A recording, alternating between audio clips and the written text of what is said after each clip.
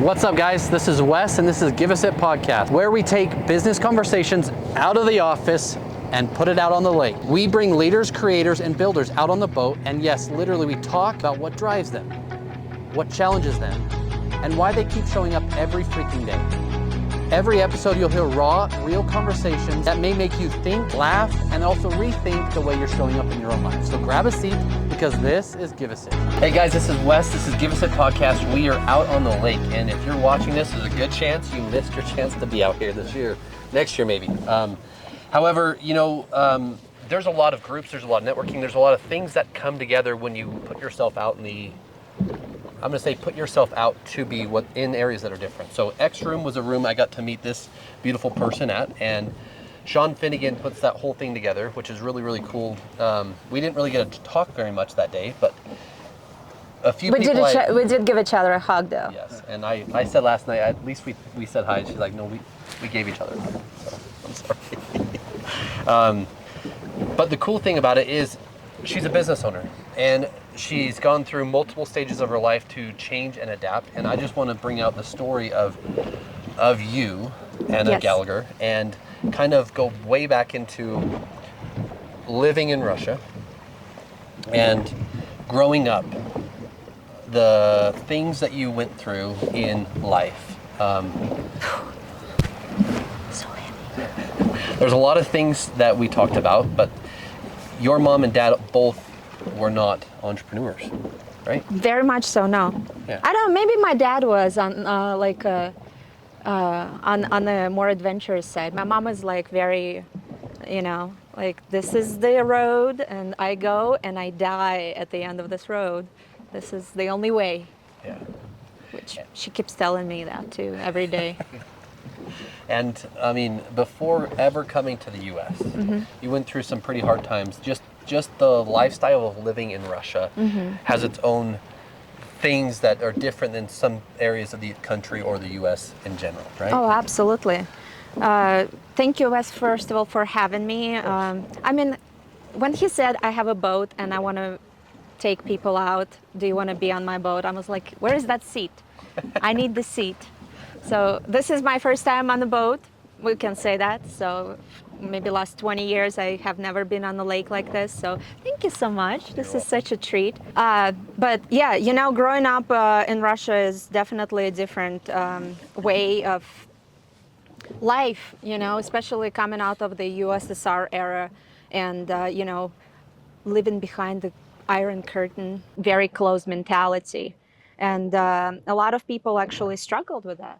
And I caught exactly through my childhood that big transition and seeing how people come out from such a strict environments and giving them what's somewhat like the dream of democracy and that, now you can have your own privatized land. Like people didn't know. There were like no systems in place too, right? And talking about business and entrepreneurship, when you are in a system that leads you in a certain direction and they set up all the systems for you to be involved in, and then you become an entrepreneur in a sense, right? And how do you learn those systems and what is actually pertinent for your success in general? Like that is totally different experience, right? Now I'm on my own. How do I make my business work? How do I impact people in a positive way? And what am I creating with my life? So systems are very crucial at that. Yeah. And I just want to touch on a few things. We share something in common. Well, we share a lot of things in common, but the one thing is your dad died from cancer. It's true. Right? And you were 13 to 17, that period of time watching him struggle. Yeah. Whether he was still in the war, going through different things too, right? He was battling cancer. Yeah. It is a very hard topic sometimes to think about, but like in the past year since I've started my company, I've overcome a lot of that, and I had a lot of personal triggers initially. And Wes, I know your dad as well passed away recently, so I'm very sorry. And cancer is get early screenings because it's important. Check your health. Do not just let it go, stay healthy. It's so important for your loved ones, because I carried the grief from my childhood that was haunting me for so many years. And I think until I started my own company, that I really wanted to help people to recover from those mental traumas and mental loneliness and weight that we carry in our bodies. Really set me on a better path forward and how I can help people. So, as you said, from 13 to 17 years old, my dad had cancer. And at that time, as a child, I always wanted to have that idea, how can I help him to get out of that space, of that mental heavy burden, like now he's in the hospital all the time.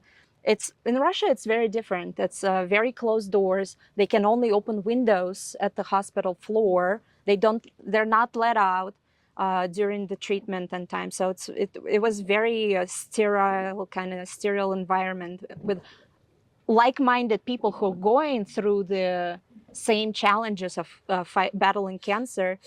And not everyone does, and you see people dying in front of you, and how much weight that creates on your mental state. And for me as a child, it was always, I was not able to help my dad to overcome that mental struggle.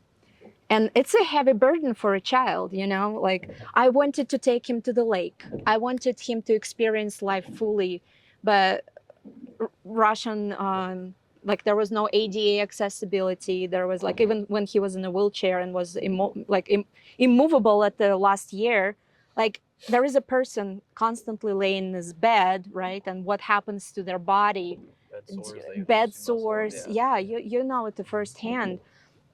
So how do we actually become those people who see that and accommodate that, and the government and the systems that we create, and to overcome mental, physical challenges like that? So this is my passion, and through my business with Moxie Weighted Blankets and my nonprofit organization for battling loneliness, that's actually the core why I'm doing everything what I do. That is my mission in life. And we're going to dive into that. We're going to continually dive into that, because even then, 17 was a young age till you lose your father. You had a brother and your mother, right? And you had this idea, hey, I've got this friend. There's these missionaries that come over, and you know what? I want to go to the U.S. Yeah, that's not exactly how it was. I never thought I'm going to be in the United States. Like, how did I end up here, right? Like, why didn't you stay in Russia and solve all those problems there? That's a good point. Well, life journey goes, right? And sometimes it has different ways to bring you to the right people and right people into your life. And missionaries from LDS Church came to teach English in my school one day. And growing up at that time, especially going through all the hardship, kids been drinking early alcohol. It was fun. It was during that exactly, as USSR transition. So drinking at 14, 15, it was normal. This was entertainment. And I realized at that time that, oh my gosh, this has to stop. This is not doing me any benefit. And that's when I met missionaries who were like, let's go play basketball, and I am obsessed with basketball. So if you want to take me onto the court, your guy right there. I'm ready. There you go. So we can do that.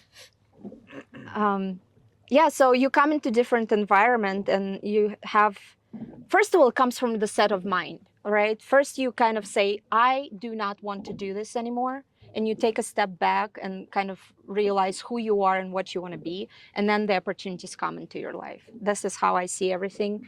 This is my lens, and I am the lens that I see my life through. It's not applied. It's who I choose to be. And meeting missionaries was the kind of a turning point. I had actually a friend who wanted to come to United States, and she's like, I found this person who has connections of helping students to come to United States. And I was like, okay, well, I don't have any money, but I will support you. So long story short, I ended up on a plane instead of my friend, going to work in a family as a nanny. She got married to a returned missionary, so she had a choice to make, right? And she made her choice. I made my choice, and I'm in this boat right now. I just thought it was super intriguing because it's crazy to think that, you know, as an entrepreneur or a leader, oftentimes you make decisions and sometimes you don't realize what the impact or reaction or consequence and or solution or success could be, right? Right. So coming to the US at age 19 with zero money, not knowing the family you're going to go nanny for, and then 3 months transpired, and then you were like, I'm going to move from, I think it was Maryland to New York, right? Brooklyn. And Brooklyn. all you had was $140 to go from Maryland to New York. That was it. That was my in my pocket, $140. And the ticket Well, was I bought a ticket from Maryland, from Washington Station to Penn Station for $90. So I come to New York with $50 in my pocket. And I was like, I'm the wealthiest person in the world. What can I do? I can do anything. And when you got to New York, you didn't really know anybody. You had talked to some people, right? They picked you Right. up, but from there you had Trust. trust and continued. But you also believe that it's going to work out. I'm going to go do Right. this thing, and it's going to work, right? Right. And I think it actually starts with trusting yourself more than anything. You know, being fearless is one thing, and people say, oh my gosh, you've overcome so many things. In retrospective, being an adult now, I'm like, oh my gosh, did I really do that? Like, what? But in the moment, you don't see the obstacle. You don't see, like, this is the way. This is the only way I'm going to go. This is how it's going to be, and we will see what's on the other side. You go into it. It's like biking. I love biking. So when you bike up the hill, like if you concentrate on that top of the hill, it's going to be really hard. Or when you see that mountains that you have to overcome, you're like, oh my gosh, how am I going to pedal up that? And you like create all these scenarios in your mind, you know, like I'm not going to do this. This is going to be so hard. But like as soon as you start actually biking up the hill, it's like one pedal at a time, and you just see what's in front of you. And if you think about it, you are absolutely parallel to that mountain. It's not up the hill. You are there at that moment, and the only thing is to push down, to keep going, whatever you do, and one pedal at a time, you on top of the mountain, and you're like, wow, now I have to go down the hill. There's, many terms that you can hear, but it's like, how do you eat an elephant? One bite at a time. How do you do anything? One Right. step at a time. Babies learn to walk by falling and getting up and stepping. Like, right? I mean, it's crazy. Babies don't know any different. They, like, no one told them, hey. I just see you doing something, so I'm going to try that thing. Yeah, it's true. It's true. And you know, Wes, it was really cool what you said about your business, and I was thinking a lot about it. That path, what we put ourselves in alignment with, like your injury, for example, with your back, if that wouldn't happen, it would not put you in this position right now where you are, right? How was that experience for you, like that traumatic experience when your life changes almost overnight into absolutely different existence, right? And I say this delicately, but there's a 65-year-old man who ran into me. And I was on my way I was just left school. I was on my way down to ZCMI Center Mall. So now it's called City Creek. It used to be ZCMI Center. Anyway. That's how old he is. It's 2000, right? Had 2 jobs at 16, which is funny in a way to think about. But, you know, after he hit me, my head hit the steering wheel, cracked my eye socket. It was blood. I couldn't see. Wow. Kind of out of it. And then I don't remember the ambulance ride, but they said there's a chance you won't walk. And wow. As a kid who could do everything, I love just to plow snow for people, just to get something we talked about, just to get a thank you. Yeah. Not money. I just love to do it. We do love money. Well, we do. We have to have money too. But the lines in a graph, like the lines, anyway, there's things that I just love. Purpose. Right? And help. Basketball, golf, and baseball were all taken that day. Wow. And what was really taken isn't so much the fact that I was unable to do it. What was taken is that the doctor that told me had a mentality of, you're 60% of what you'll ever be. You can only be that the rest of your life. And that's how we went to court. That's how we won the case. That's how we got insurance money, which didn't cover anything, really. But when you have a mentality of someone telling you that you're 60% of what you could be for the rest of your life. Limiting belief right there. Yeah. But also, I would never have met my goddess. Right. I would never be on this boat. I'm not going to say never, but there's a good chance because ergonomically, things turned out that way for me. Yeah. I didn't have the choice to choose different. So speaking of ergonomics and your body and posture, so that experience really set you in the trajectory how you're going to help people to overcome because you lived it through your life. So I've listened to something very profound today and kind of very aligns. Like I was like, oh my gosh, this is what Wes was talking about. Because you're doing a lot of internal work too, right? And how you align your spiritual body with your physical body. And the thought that I had is sometimes we go into that life experience, right? And we become either stronger physically, but we do not take care of our spiritual, mental, emotional stability, and we become crippled. So we may be looking good, but on the inside we are absolutely limping and struggling and cannot, and that actually transitions into everything what you do. Or you can have very strong physical mental body, sorry, not physical, but mental body and strength, and that overcoming anything. And no matter what happens to you through that experience of being injured and being crippled, or like you are in a wheelchair, in whatever circumstances, you become that spirit reason, and you go in life absolutely differently. I remember my dad picking me up out of the wheelchair, putting me into the vehicle, and I'm like, no, this is not me. Yeah. No. But like you said, what you just said is profound in the way that a business owner focuses so hard just to build success, and yet they forget about their family, or they forget about their kids, or they really forget about why they themselves. Yes, why they're doing it. Yeah, why they do that. And the whole point of all of this is to just, why do we wake up every morning, right? Your passion for helping people get through loneliness. It doesn't, as you said earlier, I'm going to let you say it because you say it so elegantly, but it doesn't segregate. It doesn't care who you are. Right. It's like cancer. It doesn't matter who you are. Yeah. Yeah. Right? Yep. And the loneliness part of it, that loneliness doesn't have gender. It doesn't have age. It doesn't have a status. So if you are out there and you're feeling lonely and you're seeing us on a boat having fun, we're thinking about you. Come have fun with us, and remember that you are not alone, and you need to just reach out to that one person. And it's your choice to make it right now, to change your life. And if you don't choose and you don't build yourself mentally, physically inside, not external, your subconscious mind works at 60 to 90 thoughts per day. And if those are negative, yeah, you're never going to beat it. That's right. So your conscious mind can focus on 5 or 6 things a day, right? Generally. But your subconscious is 10, 15 times that. And it works negatively or positively so fast if you don't have a strong mind. Yeah, it's kind of to that idea, where does the thought come from, right? What is it born out of? And a lot of that's that emotional process that you go internally, that your body just calibrates it to a different action. So what are you calibrating your body to? Is it positive? Is it negative? And with this loneliness and into your blankets and your entire cause, right? You have children. I do, right? Too.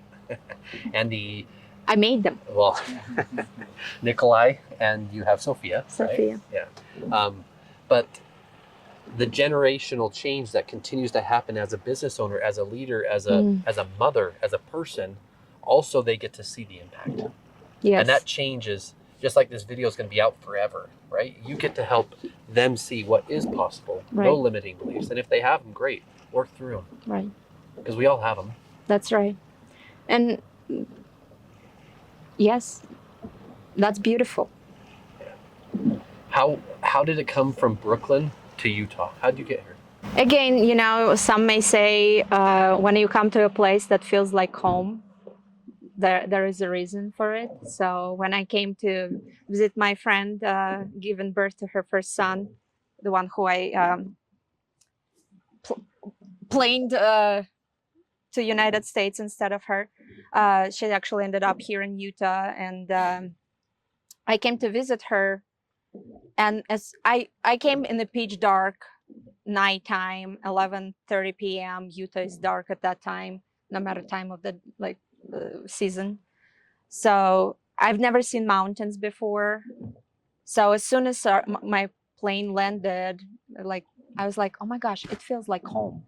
I didn't see anything. It just was that one feeling that I was aligned with, and you know, working too many jobs at once and being self-provider, you know, in a sense, I was like, I think it's time to really switch places, and it was perfect timing. So 10 days later, I just said, I'm moving to Utah, and I packed my 2 suitcases that I had, shipped a couple boxes over.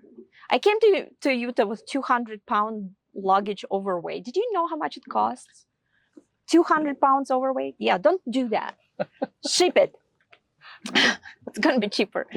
But that's how I did it. You just like, this is the right decision right now. I feel it. Go for it. And you come out on the other side with experience. I grew up in Utah my whole life. I'm sheltered. We talked about the word sheltered slightly yesterday.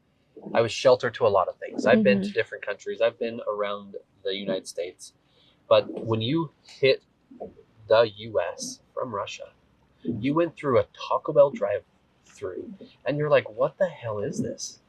Yeah, Taco Bell. Taco Bell? How's this? I've never been since. Was my once. And something you said is you can literally pull up somewhere, drive through somewhere, and order food, and they give it to you through a window, and you drive away. Yeah. In Russia, that wasn't ever a thing. No, and I mean, my growing up was a little bit maybe different compared to some kids. I've never been to a restaurant before I came to the United States. You know, it was like, my family doesn't come from money, you know, so it was always eat what you cook. So, yeah. And I just wanted to say, because it's amazing to see where you've come from to where you are today. Yeah. And now we're sitting on a boat on a beautiful lake, beautiful day with amazing company. I love it. Right? And you have a cause that's deep within you. Yeah. You have this life mission. Yeah. And the blankets are just part of that. And the blankets, did they start because of it, or did they start because you wanted to create something that your children could sleep with? Yeah, for sure. It was a lot of a product driven by need, and my kids definitely needed that level of security. You know, separation and anxiety for kids during the bedtime is a big problem, and I struggled with it during my childhood. And you know, like when you tell your mom to hold you because you're afraid of the darkness, or what if you don't have mom? What if you don't have dad? Like, but you still need that level of security and protection, and you're an adult now, and who's gonna hold you now? Because we never outgrow the need for connection and the need to be held and experience physical security. This is fundamental. People who don't experience actually end up with a lot of enhanced mental conditions, you know, for anxiety and stress and that hyperventilation. So if you don't know where that feeling comes from, try to get some kind of a solution that makes you feel better at the moment. And weighted blankets are amazing for that. So Moxie Weighted Blankets is a therapy product that meant to hold you and be with you and ground you and help you to overcome that moment of stress when it seems like nothing is right and you're by yourself and everything falls apart. So we're here to actually help you to overcome that. And we have a community, so join our community as well.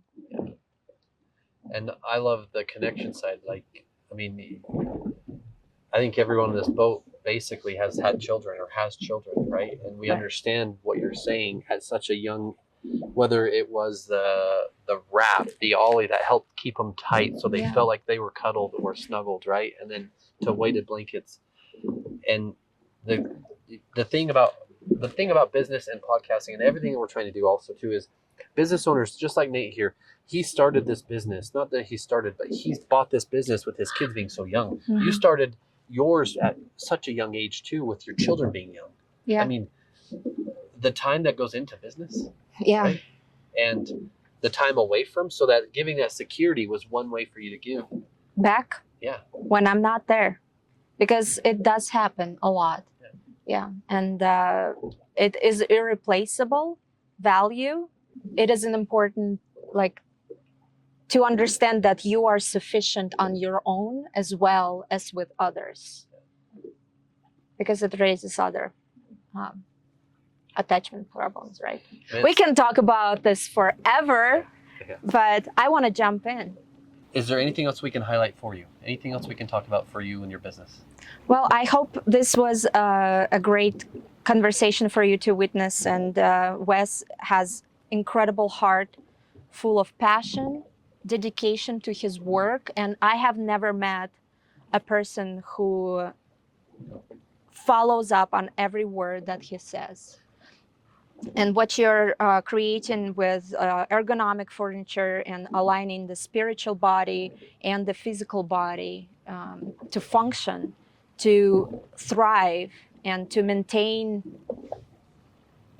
your life agencies intact. That's powerful. So thank you so much. Well, thank you. Thank you for having me. If people want to get a hold of you and Moxie, how do they do that? Yeah, well, we have a website. It's an e-commerce brand, so you can purchase. You can contact me on Instagram, Facebook, Moxie Brands, or Anna Gallagher Reel on Instagram. Well, .reel. And if people want to help support your cause, they can reach out to you. Right? Absolutely. We accept great ideas and donations in any quantities.